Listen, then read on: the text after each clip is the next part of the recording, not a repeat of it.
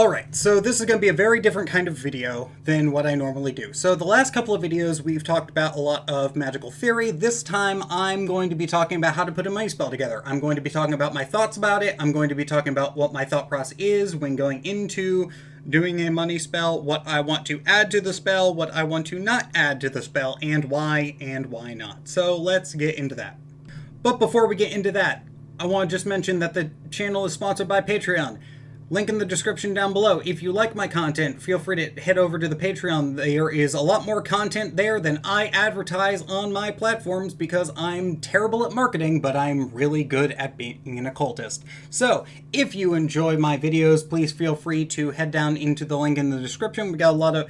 The backlog is expanding. The backlog is expanding at an exponential rate. If you are a new patron over there, the backlog will be expanding throughout the entirety of Saturn retrograde. So, head over there if you want to support the channel. Back to the video. So, if you've seen my recent videos, you know that I am a big fan of candle spells. I am not a fan of sigil magic, and we're going to be doing, and the video would be 5 minutes long if it was just a sigil, like, oh, here's how you make a sigil. I already did that video. So we're going to do a little bit more interesting, and we're going to combine various topics from the different sections that I went over and I covered in my video. So let's talk about those. So the first thing we're going to do is we're going to do a little bit of candle magic prep. Now, the first thing we need to know about candle magic is that in order to do candle magic, we need candles. That's pretty obvious to everyone who has just heard the name, but that being said, candle magic is very, very interesting, as there is a lot of very different things about candle magic that one can consider when talking about what should we add to a ritual. Now, at its core, this video is going to be constructing a very basic candle spell with some added spices. Quite literally, in some cases. Well, you'll see. Selecting your candles is important for all candle magic. Now, that being said, I already did a video and an occultic manual, which is my written Patreon guide for my highest tier patrons. So I'm going to assume that you've at least seen my candle magic video. If not, it's in the sidebar. You can pause the video and you can go watch that and then come back.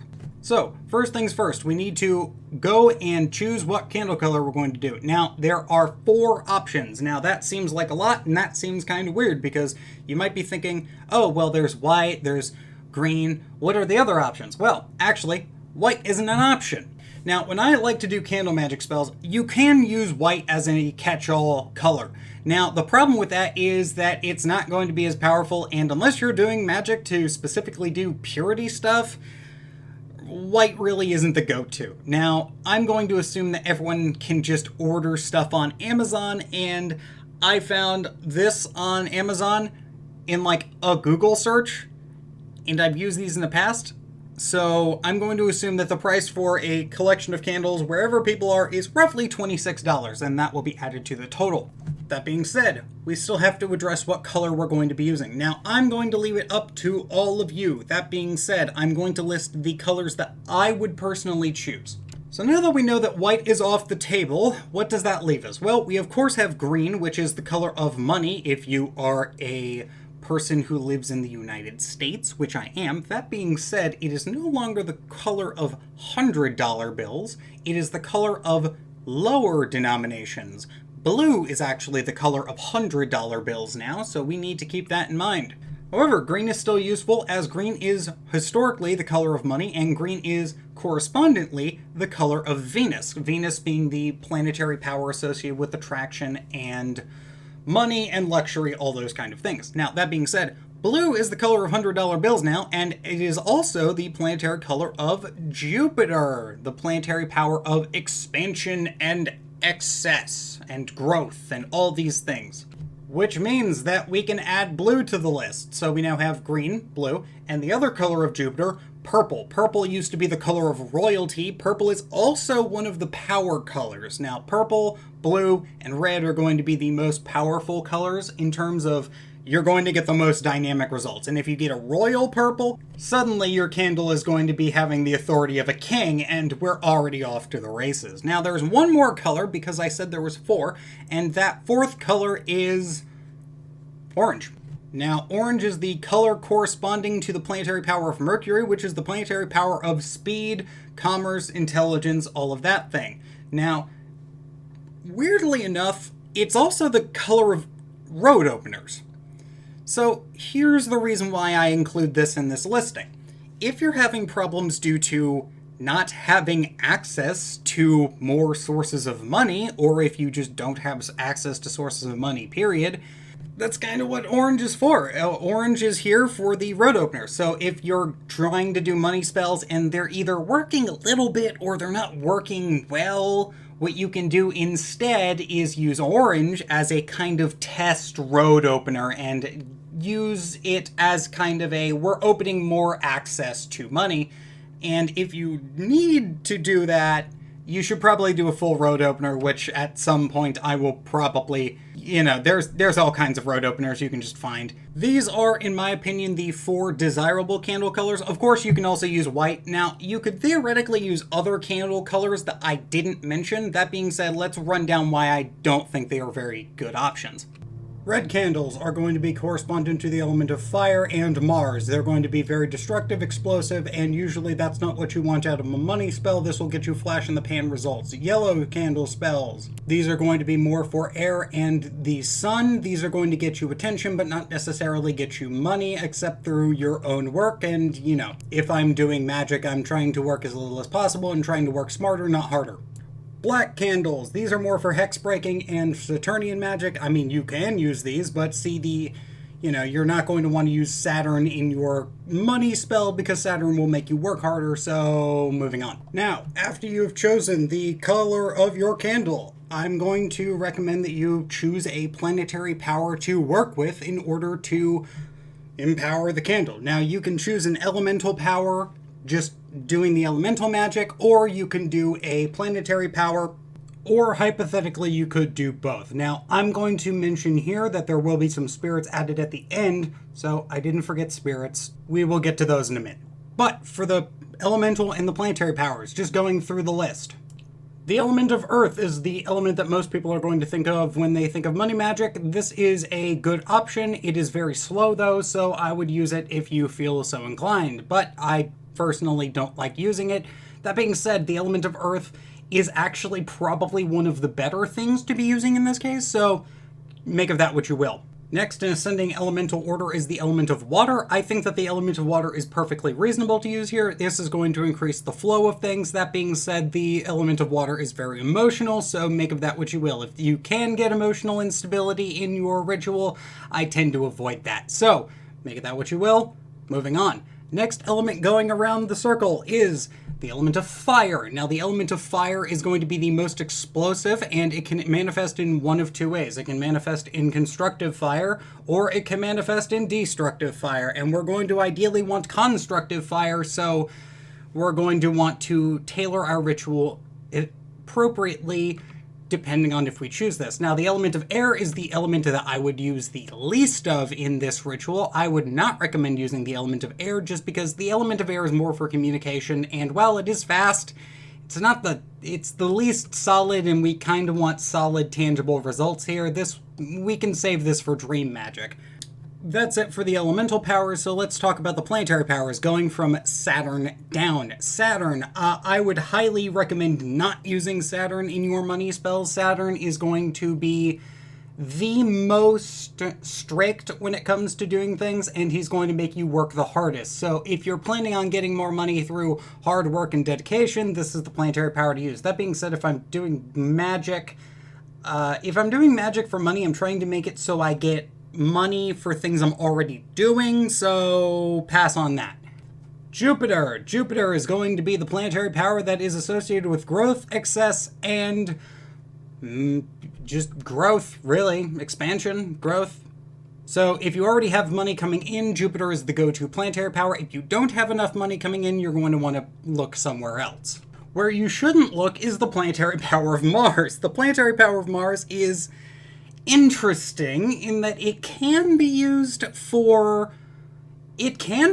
money spells, but we're really not going to want to use it for money spells unless we're having problems with blockages like we had problems with the orange candle. If you're having problems where money spells aren't manifesting, they're taking too long, or it's like they're manifesting really poorly, like you're noticing that it's like I cast for $100 and only got 50, and that would be a failure, but it's like I'm casting for a lot of money and I got $50 out of nowhere. Maybe using Mars in like a beneficial way, which we will talk about when we get to statements of intent at the end. That might be the go-to plan for you. That being said, I'm going to steer clear of it. That being said, sometimes you want to use Mars. You might want to use the Sun, though. The Sun is the planetary power associated with gold, so therefore the Sun being associated with gold is probably a good idea. That being said, in modern world, most money is not backed by gold. We use fiat banking, so as a result, I don't recommend using the Sun. What I do recommend using is Venus. Venus is going to be a planetary power associated with attraction, money, luxury. It is actually the opposite to Mars in this regard, so Venus is going to magnetically pull things in. That being said, if you have problems working with Venus, you can use Mars. Going to a planet you can definitely use, and I've recommended it, the planetary power of Mercury. If you need money fast, relatively speaking, you're going to want to use the planetary power of Mercury. Now, the planetary power of Mercury is also the most unorthodox, so I would highly recommend carefully triple checking your statement of intent. When we get there, we get there.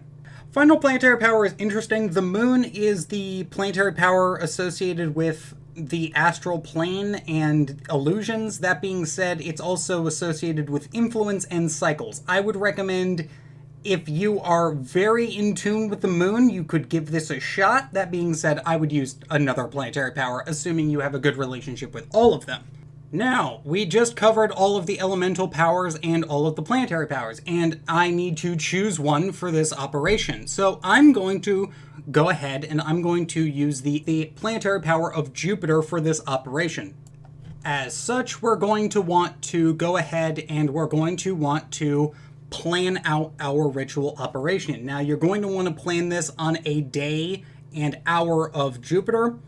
Now, you're going to want to plan this in a day of Jupiter at the very least. Now, you could theoretically affect which planetary hour you're using. And if you were going to do this on the correct planetary day and hour, you would want to schedule this for a Thursday in the hour of Venus for expanding money. Now, you could try and mess around with different powers and different planetaries.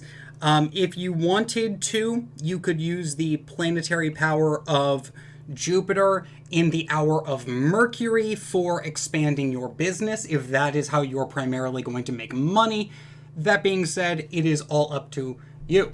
For those of you who feel confident about adding a spirit or two to your operation, you could potentially add the Agrippa spirits of Jupiter. You want to use the intelligence and the spirit, also known as the daemon in the correct Eric Purdue translation. You're going to want to use these and be a little bit careful because the daemon of Jupiter can be a little bit testy, and these are kind of interesting spirits to work with as a whole. Now, other spirits you can work with, if you're okay with the demonic evocation, you can use the demonic spirit Bonet. That being said, I wouldn't use him in this operation just because I'm trying to make this as simple for other people. However, something I mentioned in a previous video that you could use is the Shem HaMephorash angel Poiel, who is one of the Shem HaMephorash angels that is associated with getting what you desire, especially for livelihood in life, and if you've had success with getting it before, as well as the Olympic planetary Bethor. Bethor is going to be the Olympic planetary of Jupiter, and as such has dominion over all things Jupiterian. Also, if you're going to be using a different planetary power, you're going to want to use the appropriate Olympic planetary. I mean, obviously, you're going to want to use Ophiel for the planetary power of Mercury if you're using Mercury, and Hagith if you're using Venus. So from here, we're going to have to craft the statement of intent. Now, statements of intent will have their own entire video that will go out next week if you're watching this on YouTube, or later this week if you're watching this on Patreon. Hello, Patreon subscribers. Thank you for supporting me. Now, the statement of intent is just going to be very simple, and it is going to look something like this. Now, the statement of intent is obviously not complete. You will notice that there is a gigantic X in the middle of the statement of intent. That is where you plug in the amount of money you want to make. and you want to make it from sources that make you feel fulfilled with the no harm done. You don't want to make it, you don't want more money through sources that you kinda hate, right? Hence why this statement of intent is crafted this way. Now, let's bring it all together. So we're going to write our statement of intent down on a piece of paper. We're going to put that statement of intent underneath the candle, and then we're going to go into our ritual space that we have prepped beforehand. If you have a dedicated temple space, this is where I would do it. If you have a dedicated altar, you would want to do it there. Now, what are we going to do? Well, I don't know about you, but I like to write down a general outline of what my ritual plan is going to be. So in this case, the ritual outline is as follows. Step 1, I'm going to do the lesser banishing ritual of the pentagram. Step 2, I'm going to do the lesser invoking ritual of the hexagram. 3, I'm going to do the invocation of Shem Angel number 56 using the method that I gave in the Shem Angel video, which is going to be just recite the psalm verse 3 times. For the Shem Angel number 56, who is Poiel, that is going to be Psalm verse number 149, verse 4.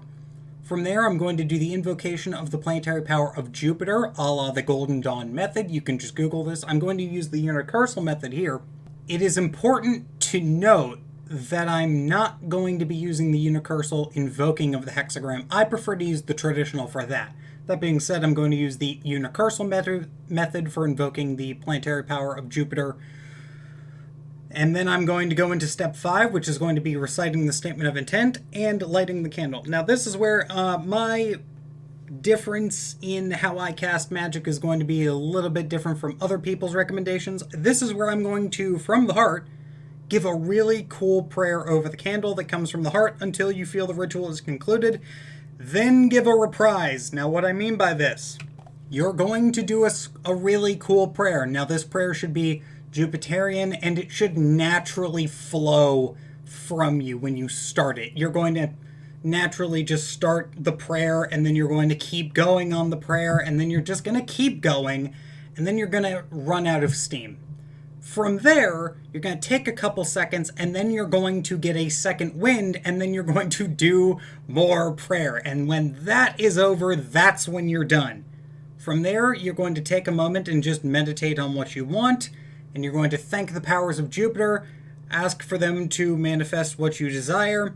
Then you're going to banish the planetary powers of Jupiter using the unicursal banishing of the hexagram. From there, you're going to thank the Shem Angel Poiel, which is the name of Shem Angel number 56, and ask them to see that your prayers are answered swiftly and while blessing all involved. From there, you're going to do the lesser banishing ritual of the hexagram and the lesser banishing ritual of the pentagram in that order. From there, you can extinguish all the other candles. You're going to want this candle to burn down, and you're going to walk out of your ritual space. That's what you're going to do. Pretty simple. Now, you could add incense and oils to this. In terms of incenses and oils, I didn't add any to the spell, but if you have it, I'm told that pumpkin spice, like the pumpkin spice blend, is unironically like a muddy ritual, which is really weird. So if you have that, use that, and that's probably like a couple bucks. That being said, the total for this, if you're going to include incenses, which would be up on screen now, would be, assuming the prices stay consistent, I'm using Amazon, so they fluctuate a little bit throughout the day. This would lead you with a total price for this ritual of $36.10 US, not including shipping. So, from here, just want to make it very clear that you would use this, and I'm assuming you have to buy all these, so for $36 we could do a money spell. Now, that being said, there's obviously more you can add. You might want to add your own personal touch to this. I'm just going to say that this is what I would do. This is a very basic minimum effort ritual that I just wanted to put out, and I just wanted to show off. So, that's all I wanted to mention for today. Hope you enjoyed today's video. If you enjoyed today's video, please subscribe, and if you really enjoyed today's video, please feel free to share it in wherever you talk about esoteric things. And if you really enjoyed it, Patreon is down in the description. This is part of an ongoing effort to make the world's largest backlog that I possibly fucking can, apparently. So, I have been Dave the Amateur Magus. Hope you're having a good day. If you're not having a good day, hope your day gets better. Take it easy. Have a good one.